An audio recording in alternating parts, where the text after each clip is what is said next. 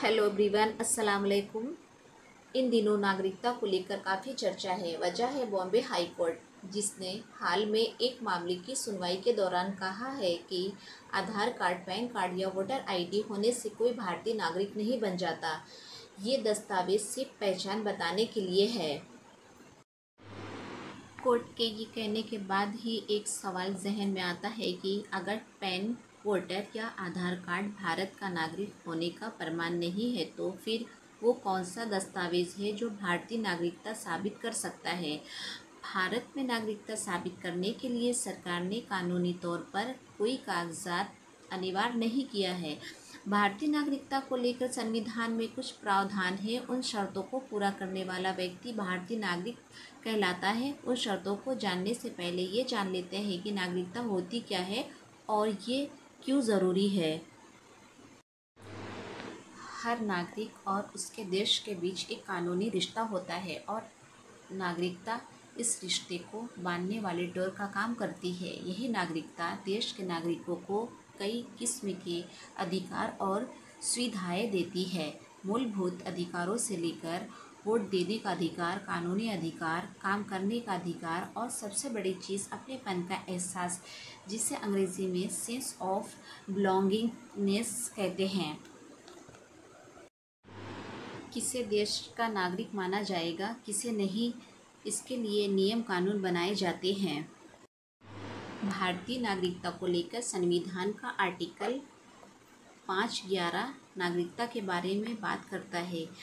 उसके मुताबिक 26 जनवरी 1950 को संविधान बनाने के समय भारत में रहने वाला हर वो व्यक्ति भारतीय नागरिक माना जाएगा जिसका जन्म भारत में हुआ हो, माता पिता में से किसी एक का जन्म भारत में हुआ हो।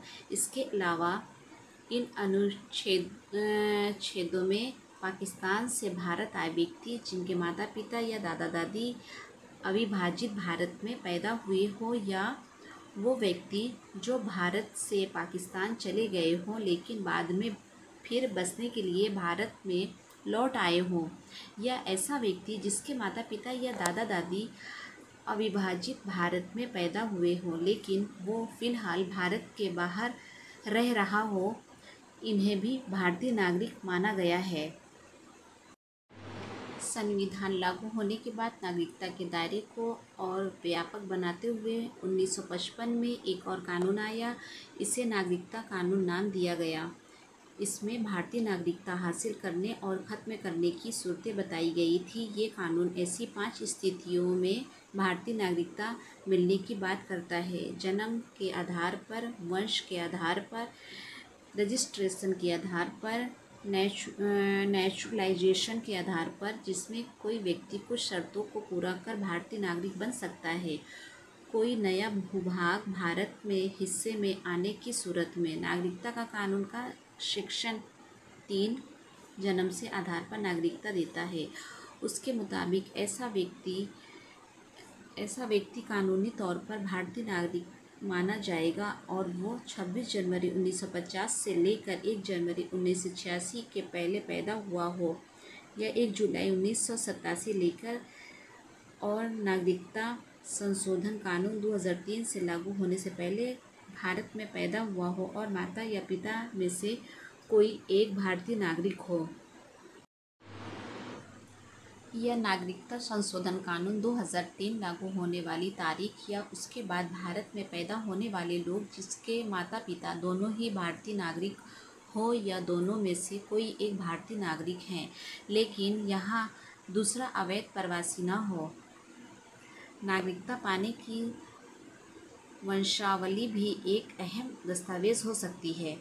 भारत से बाहर पैदा हुआ शख्स भी भारतीय नागरिकता के लिए दावा कर सकता है, बशर्ते जन्म के समय उसके माता या पिता में से कोई एक भारतीय नागरिक रहा हो। नागरिकता कानून के सेक्शन 4 में बताई शर्तों के मुताबिक अगर जन्म 26 जनवरी 1950 को या उसके बाद और 10 दिसंबर 1992 से पहले हुआ हो और जन्म के समय उसके पिता भारत के नागरिक हों, जन्म 10 दिसंबर 1992 को या उसके बाद हुआ हो और जन्म के समय माता पिता में से कोई एक भारत का नागरिक हो।